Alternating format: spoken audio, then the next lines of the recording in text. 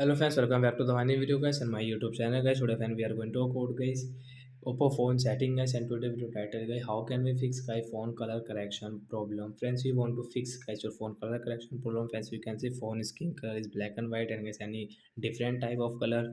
So how can we fix this setting today friends? I will show you, I will tell you guys. So first of all guys, go and subscribe the channel, click the bell icon, like the video.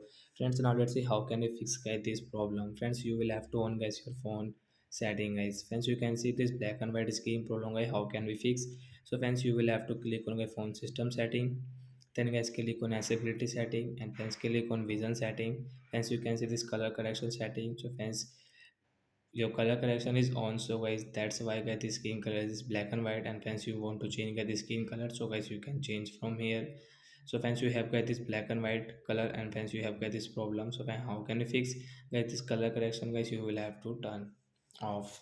After of guys, you can see guys your phone skin color, phone icon color guys, you can check the red, orange, yellow, green, cyan, blue and purple color will default. Friends, you can check.